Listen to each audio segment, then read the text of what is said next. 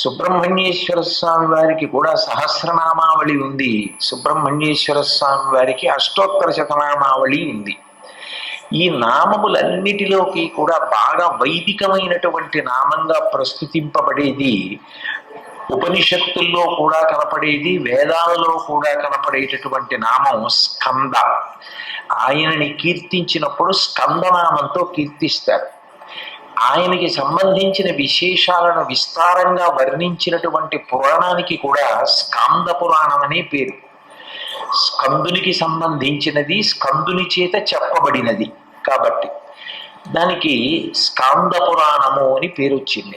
ఈ స్కంద శబ్దం రావడానికి కారణం ఏమిటి అంటే, శ్రీరామాయణంలో దానికి సంబంధించి ఒక మాట అంటారు, స్కందం గర్భ పరిశ్రవాత్.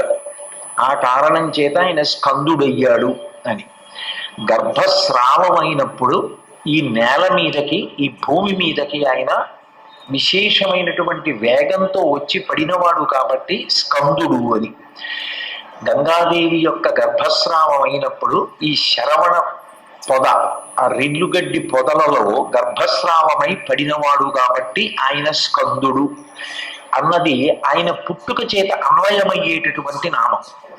కానీ స్కందుడు అంటే హఠాత్తుగా ప్రకాశించగలిగినటువంటి వాడు, హఠాత్తుగా విరుచుకుపడగలిగినటువంటి వాడు. అందుకే రాక్షస సైన్యాన్ని పరిమార్చగలిగినటువంటి వాడు.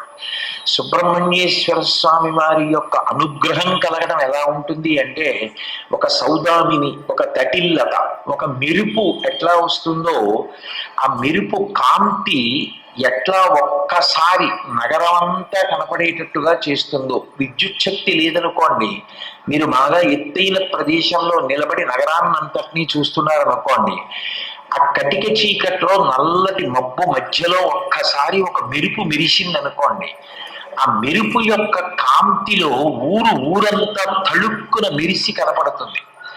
ఆ మెరిసే మెరుపు ఎట్లా ఉంటుందో, మెరుపు కాంతి ఎలా ఉంటుందో, సుబ్రహ్మణ్యేశ్వర స్వామి వారి యొక్క అనుగ్రహ విశేషం కూడా అంత గొప్పగా ఉంటుంది అని.